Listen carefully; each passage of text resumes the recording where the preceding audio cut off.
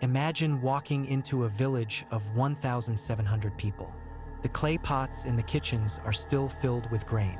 Silver coins are buried beneath the floorboards. The hearths are still warm from the night before. Tools are resting against the walls.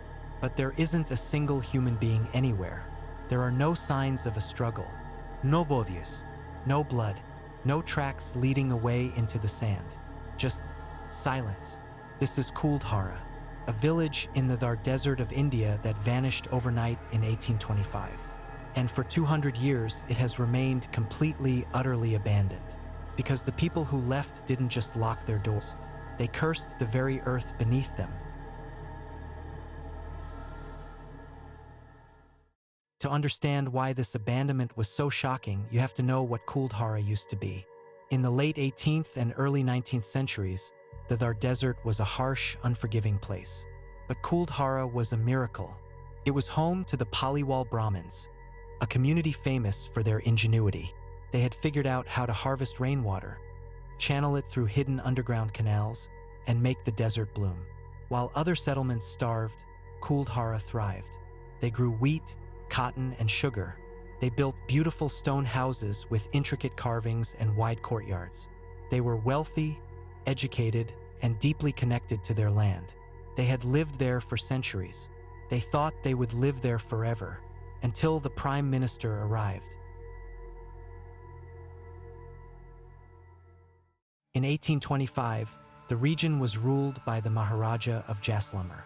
But the real power and the real terror came from his prime minister, a man named Salim Singh. Salim Singh was known for two things: his ruthless greed and his obsession with women. He began imposing crushing taxes on the Paliwal community. When they struggled to pay, he sent his men to harass them, beating the villagers and stealing their livestock. But taxes weren't his only motive. Salim Singh had his eyes on the village chief's beautiful daughter.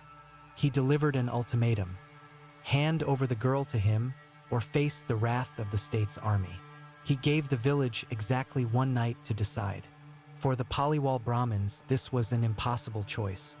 Their culture, their religion, and honor dictated that they could never surrender one of their own to a tyrant.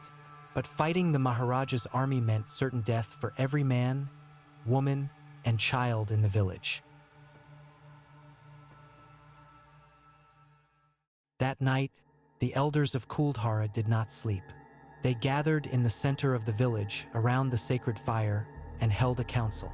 According to legend, they looked at each other and made a decision that was as heartbreaking as it was final. They would rather lose their homes, their wealth, and their history than lose their honor. In the dead of night, under the light of the moon, 1,700 people quietly packed what little they could carry. They left their heavy furniture, their livestock, and their buried silver behind. But before they walked into the desert, the village stood at the edges of the settlement and cast a terrible curse upon the land. They decreed that anyone who ever tried to settle in Kuldhara again would find their walls crumbling, their water turning to dust, and their lives consumed by misfortune. By sunrise, the village was empty, and the desert began to take it back.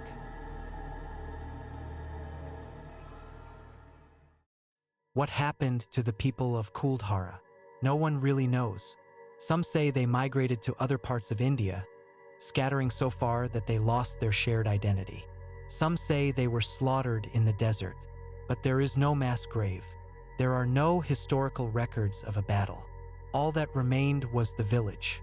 Over the next 2 centuries, the Thar Desert did exactly what the curse promised. Sand dunes rolled over the outer walls. The roofs of the beautiful stone houses collapsed. The intricate carvings were worn smooth by the wind. Today, if you drive into the desert, you will find the ruins of Kuldhara rising out of the sand like a skeleton. It is a ghost town of over 400 houses, perfectly preserved in their decay. The streets are still laid out in a perfect grid. The temples still stand, but it is still completely abandoned. You might think that in a country of 1 billion people, an abandoned village with solid stone foundations and a working water system would be quickly reclaimed by farmers or squatters. But it hasn't been. The locals from the surrounding areas refuse to go near Kuldhara after sunset. They say the spirits of the Paliwals still walk the empty streets, guarding their buried silver and their lost honor. Paranormal investigators have visited the ruins. They report sudden drops in temperature, the feeling of being watched by hundreds of unseen eyes, and equipment that inexplicably drains the moment they step inside the village limits. Some film crews have claimed their cameras mysteriously glitched when trying to capture the inside of the main temple. Even the Indian government and archaeologists treat the site with a strange, quiet respect. They have fenced it off, yes, but no one has tried to rebuild it. No one has tried to live there. The curse, whether magical or psychological, has held unbroken for 200 years.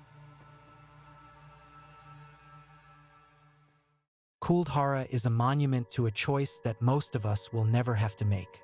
It is a place where an entire community looked at their beautiful, thriving lives and chose to throw it all away rather than compromise their souls. It's a mirror image of Varosha, where people fled a war hoping to return. But the people of Kuldhara didn't run away to survive. They walked into the desert to die, just so their home could never be tainted. Today, the wind howls through the empty windows of Kuldhara. The sand continues to bury the streets, and the curse remains. It stands as a haunting reminder that sometimes the things we leave behind are more powerful than the things we take with us. And some places are simply meant to stay empty.